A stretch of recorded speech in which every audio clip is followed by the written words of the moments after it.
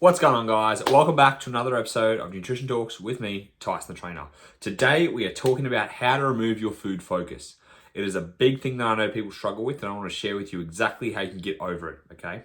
Now, this advice that I'm going to tell you is not going to make you happy. I'm telling you that right now, because it's going to tell you something that a lot of you need to do, but you're not going to want to do it, even though it's the thing that's going to fix this, all right? You need to stop dieting. That's the first most important thing you need to do if you want to reduce your food focus. And everyone goes, oh, but I don't want to stop dieting. I want to get results. I want to look like this. It's only the start of the year. I've just decided I'm going to go on a deficit. If you are someone who has, let's say, been trying to deficit over the last 4+ months, and now you're like, okay, no, but it's a new year. Now I'm going to start again. You're doing the same thing you've been continuously doing, and you're not going to see any results, okay? If you were trying to diet through all of December, even though you ignored me telling you not to diet in December, and you still try to diet, and you fell off track, and now you feel guilty, but now you're saying, okay, but from January 1st, I'm going to be good. From January 1st, everything's going to change. This time is different. This time, I'm going to stick to it. Bullshit, okay? You need to stop lying to yourself. Here's the biggest thing that's getting in your way, because you want to diet so bad. You want to you're just trying to push it up a hill as much as you can, you know? There's all this resistance against you, and you are just like stuck in your head, trying to diet, trying to keep going, and your body is resisting. You're overeating, you're not sticking to it, you end up binge eating, you feel guilty, you say, I'm gonna start again Monday, you give yourself a few days, you feel mentally better, you've eaten shit, and you go, okay, now I'm ready. Listen, you are not ready, okay? If you are constantly going through a restrict binge cycle, or you're dieting every 2 weeks and you fall off track and then you say, fuck it, I'll start again later on, you need to stop your dieting, flat out, okay? I promise you, as hard as it is to stop, it is what is going to change your mentality, and it's gonna actually keep you on the right track. Any client that comes to me and says they've been trying to diet and they haven't been able to stick to diet, I don't fucking let them diet. That's the fact. For at least 2 to 4 weeks, I do not let them diet. Ideally 4 weeks plus, okay? 2 weeks isn't long enough for most people. Usually it's 4 to 6 weeks.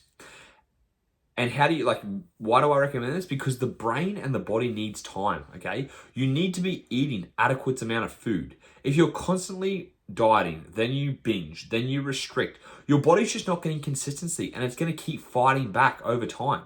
This is why it keeps happening. This is why you keep going through the same thing again and again. It's because you're not letting your body and your brain adjust, all right?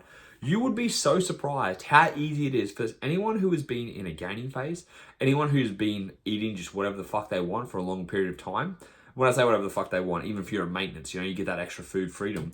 When you have food freedom, or again, especially being in a gaining phase, people are just so fucking sick of food, it is easy to diet. It's just like, flick of the switch, you know? And for people like, oh, I wish I could flick the switch. You can, but you need to be in a good place first before you try and flick the switch. If you keep saying, oh, I'll do it then, oh, I'll do it next time, oh, I'll start again, and you can't stick to it, your brain's just gonna keep fighting against you until you give it time just to enjoy fucking life, all right? Now, this may mean that where you are right now that you're not gonna be happy with, and you have to accept that. You can either be unhappy with where you are now in order to make progress in the future, or what you can do is you can keep being frustrated with where you are now and keep trying to do the same thing again and again and still not get results, and still just keep coming up short, still keep falling off track, still telling yourself you need a mental break and you'll start again Monday. To change, you've got to change, okay? You have to do something different. And stepping away from dieting to reduce your food focus is the best way you can do that, okay? Now, another thing you can do to reduce your food focus is to stop tracking every little obsessive thing that you can think of that you think you have to eat and track, right? Everyone thinks they have to weigh everything to the nth gram, you know? And if you are doing that all the time, you're like, oh, but I can't track when I go out. So I'm just going to mentally calculate, or I'm going to bring my fucking food scale, which is neurotic as fuck. Any of these things, that is not what you want to do, all right? At maintenance, if you've been tracking for any period of time, for more than 3 months, you should be pretty good at guesstimating. If you've been tracking for more than 6 months, you should definitely be good at guesstimating. That means when you look at a meal, you should be able to roughly guess 10% of calories of that meal, within a 10% error range within that meal. So it's 500 calories. It should be about 550 to 450 calories. Pretty good guesstimate, right? You've been practicing this all the time. You should look at portion sizes. You should know this. And when you're at maintenance, this is the best time to apply what you've learned and reduce the food focus. Because these little things you are doing is actually adding in food focus, right? When you think you have to weigh and measure your food, you are focusing on food, right? You are adding this importance to food. And while it is important, if you're weighing, if you're tracking, if you're measuring every single day, every little gram, overthinking every little thing, while you're also trying to diet, of course your food focus is going to be up. If you've been restricting for a long period of time, you're like, oh, can't have this, shouldn't have that, can't be having this, I don't know. You've got this guilt in your brain, you're stressing back and forth, all these type of things. What do you think? Of course your food focus is going to be up. Well, your body wants food. It's been restricted for so long, then it binges, then you restrict it and go, I'm cutting out everything, and then you're going to start again. That's, of course, you're going to have those binge restricted episodes. And there's food focus. So stop trying to diet, okay? Go to maintenance calories for 4 to 6 weeks. If you are scared to do this, get me as a coach. This is what I'm here for, all right? I give away free advice. I want you guys to put it into place. But if you don't take my free fucking advice and you keep doing the same thing again and again, what else do you expect? If you're not going to get results, hire me. You let me help you, right? That's what my coaching is for. Send me a DM on Instagram and be like, Tice, I'm fucking sick of doing the same thing. I need your help. Now, again, you don't have to. I'm telling you exactly what you need to do. But if you need the accountability, if you need the support, that is what the coaching's here for. If you can go away and do this by yourself, then fantastic. Go and apply it. Because I love when people message me and they say, hey, I followed your advice and I got results. That's what it's there for. It's not here to have a laugh, Obviously, I want to, promote some humor. But it's not just for fucking entertainment that there's no practical application. Every episode, I want to have practical takeaways for you to implement, to make your life better, to improve your health and fitness, to help you stay on the right track, and to get results. We're all here for results. You don't listen to me because you're like, oh, actually, you know what? I really want to learn about the intricacies of nutrition. No, you don't. You want to learn how to apply these things. And some of you want to know the intricacies, but then you're going to make that your profession. My clients aren't like, hey, Tice, tell me the biology. Tell me the, tell me the chemistry. Tell me the biochemistry of all this stuff. They don't fucking care. They just want, the simple stuff that is easy to understand, that they can implement, and why it's healthy. I give you that shit. I give you the simple stuff. So I'm telling you right now, stop trying to diet. And if you're like, oh, but again, I'm not happy with where I am. Accept where you're at the moment. You may not be happy with where you are, but no one else gives a shit. No one's like, oh, fuck, Mary over there, wish she would be 5 kilos lighter. Oh, every time I look at her, I'm like, oh, I just wish you were 5 kilos lighter. No one gives a shit. No one gives a shit. So if you're going to be a little bit heavier for a bit, that's okay. I would rather would you rather be successful in 2024? Or would you rather do exactly what you did in 2023? Because people are so, is arrogant the word? Maybe. I'm going to use arrogant. People are so arrogant that they're not willing to accept the truth. It's definitely not ignorant. I'd say arrogant. You are so, your ego, you're so proud. You're so prideful in regards to what you're doing. You're like, nah, this is the way. Where people have told you before, I assume. Again, you've probably listened to a podcast where I've talked about this before. You keep doing the same thing, you keep failing, and you're in denial. You're just in fucking full out denial. Like, you lie to yourself again and again. Today's the day. I'm finally changing everything. You write it down. No more of this. I'm sticking to this. It's like, how many times can you tell yourself that and actually start to believe yourself? You don't. You stop believing yourself, I should say, sorry. How many times can you tell yourself that before you stop believing yourself? Because you will stop believing yourself at some point. You're just going to be like, oh, what's the fucking point, right? I don't stick to anything I say. I always say I'm going to do this and I don't. So show yourself that you can stick to what you say. And instead of saying, I'm going to diet, say, I'm going to go at maintenance for 4 to 6 weeks and I'm just going to fucking enjoy life a little bit. And then that's it. You eat at maintenance, all right? Again, if you're eating regular meals, don't fucking weigh and track those meals. Give yourself a mental break. Now, the hardest thing I realize that people have when they stop tracking is that that's when the reins come off. They go, oh, well, sweet, I'm not tracking. I'm going to eat whatever I want. And it's like you're using this tool as like a safety guard, I guess you would say. Or it's like, if it's not logged, you can eat whatever you want. Like, you have to have this kind of tool as accountability. Or if you're on track, you track. If you don't track, you're not on track. You need to change that mentality. Because if you keep doing that, you are going to fuck yourself. Do you really want to track your food for the rest of your life? because you have to have this stupid app where you put in numbers every single day, and so that tells you how much you've eaten, because for some reason you can't just make decisions without having to put this inside of an app? Like, think about that.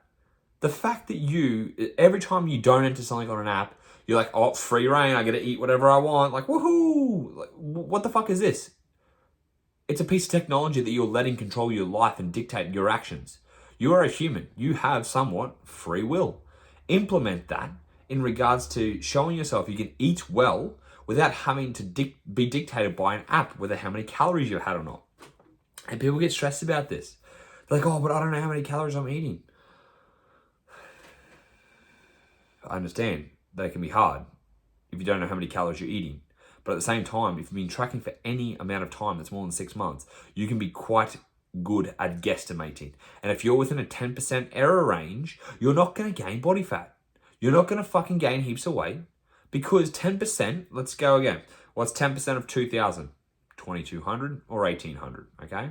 Are you going to gain on 2,200? No. If your maintenance is 2,000, no. Right? Because that's going to be washed away. Your maintenance is going to be a little bit higher than you think.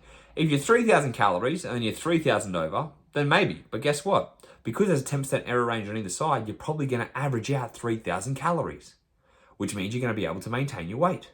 And that's what we want. Now, again, if you still want to track because for whatever reason you're stressing out about it, that is fine. You can still track. But what I do not want you to do is keep trying to diet. Eat at maintenance for 4 to 6 weeks. During this time, it is not free reign. It is not what to eat whatever you want. It is not just binge eat. It is not just eat stupid. Still eat like an adult. Get your fruits, get your veggies, get your protein, get your fiber, all right? I guarantee you do that, you're going to be pretty full. And you'll be like, oh, wow. This is a lot of food. Good. That's what you want to feel like. It's a lot of food. You're enjoying yourself. You're full. You're energized. You don't have, you'll start to notice very quickly, food focus goes away because you're satiated. When you're in a deficit, you're never satiated. When you're in a deficit, there's always, where's that little bit extra I can have? Where's that little bit more? I just want a tiny bit extra. When you are satiated, you don't have that feeling. And that's going to come from being in maintenance calories. You're not going to feel that way anymore. You're going to actually be like, oh, actually, you know what? Oh, I'm full. I can stop eating. Actually, I'm going to say no to that. And people are shocked. They're like, holy shit, I said no? Like, wow. I had a client message me the other day and she's like, I was having a kebab at 1 a.m. because obviously it's Christmas time. Christmas parties and stuff. And she goes, I got a kebab at 1 a.m. And as I was eating the kebab, I asked myself, why am I eating this right now? I'm not hungry. I'm not craving this. I just got it because everyone else did. And she just and she said she threw away the kebab. I was like, fucking oath. If you're in a deficit, you aren't throwing away kebab. You are eating every little last bit. Licking your fingers, fucking getting all those last little bits of the shit that's fallen over the alfoil. You're going to eat every little bit because you're in a deficit. When you're not in a deficit, weirdly, your willpower, quote unquote willpower, goes up and you're like, oh, actually, you know what? I don't have to have this. I'm going to say no. Hey, do you want this extra piece of chocolate? No. And you're like, oh, well, that was weird. Why can I say no? It's because you were giving your body enough fuel that it needs. It's so crazy, how much this actually dictates what you can say yes and no to. And when you stick to maintenance, you are going to notice how much better it is for your mental health. You're going to notice how much better you feel, and you're going to be mentally prepped to go on a diet. I guarantee you, if you stick to maintenance for 4 to 6 weeks, you're not going to be happy with where you're at, which I totally understand. But that 4 to 6 weeks of you constantly eating, feeling better, feeling recovered, enjoying food, having freedom of choice when it comes to food, and even though you're not going to be 100% happy with how you look, you're actually going to be like, all right, now I'm ready to pull the trigger. I've eaten enough. I'm feeling good. Workouts are great. I'm sleeping better. I've got this energy. I'm full. I don't have food focus. Now it's time to get into a diet. You're going to be mentally in a good place because, look, at the end of the day, we all want to see physical change. And if you're not happy with where you're at, you're going to be motivated by that physical change. But you're also going to be like, I've been eating a good amount of food. I can let my body have a little bit less. Like I said at the start, anyone who comes off a gaining phase, anyone who's been just not dieting, just fucking around for a little bit, is when they're ready to diet, they're going to be in a good place. And that's where I want you to be, in a good place set up for dieting. Now, again, that's just going to be a time component. So aim for 4 to 6 weeks of doing this, and it's going to put you in the right space. Okay? Now, you can actually run maintenance for longer if you want to, right? There's no time frame in order to run maintenance. And a lot of people go, oh, can you actually gain muscle at maintenance? You know, like, what can I do? I used to be the guy who thought, nah, you have to cut, you have to bulk. That's all you do. You don't go to maintenance. Maintenance doesn't do anything. Maintenance will get you results. Maintaining your current body weight while eating enough protein, if your strength continuously goes up in the gym, you're going to be gaining muscle, okay? Like, there's no other way around it. If you're doing more reps, more weight, more volume overall, you're going to gain muscle. It's just going to be a very slow process. But over time, you can stay the same weight. You will lose some fat and gain some muscle. It is just a longer process overall, okay? So it's going to be a time component, but you can do it. And so if you really just want to be like, you know what, I want to take some time to recomp, do that. The issue is people are just impatient. Like, oh, well, you know, it's going to take me like 8 to 12 months of eating plenty of protein and before I see a lot of physical changes. People just don't want to wait that long. And it's like, all right, fine, do your dieting and your bulking. But if you start to eat, especially if you're someone who's not consistent with eating enough protein, training consistently, if you start to eat enough food and you train consistently and you eat enough protein, you are going to see physical results. Like the amount of people that come to me who are under eating protein. Now remember, it's only 1.6 grams per kilogram body weight, but people still under eat that. So when I even get them just to 1.6 grams and I get them training regularly, the amount of people that have body recomposition within months is fucking awesome. You know, clothes fit better, more energy, I'm looking more muscular, even though weight hasn't changed, I can physically see my shape. That is what I love. Because again, people want to see results, which I totally understand, but it doesn't mean you have to follow this process of cutting, bulking all the time, right? Now, if you are someone who's quite overweight, you're not going to fully recomp. I'm telling you right now, you are going to have to lose body fat. If you're someone who's at a higher body fat percentage, you're going to have to lose body fat. You can't turn that muscle into fat. Muscle doesn't turn into fat. It is a process of the way you're slowly losing body fat while you are potentially gaining muscle, but it's not like fat is dropped, if fat is converted into muscle. That doesn't happen, okay? So this is why it's a longer process. Whereas when you're dieting, you're going to be losing predominantly body fat, and you're going to gain a little bit of muscle. Not a huge amount, but you're going to gain a little bit of muscle. And that's why you'll see more definition as you get lower body fat levels, right? So this is why trying to lose body fat if you're at a higher body fat percentage is still important.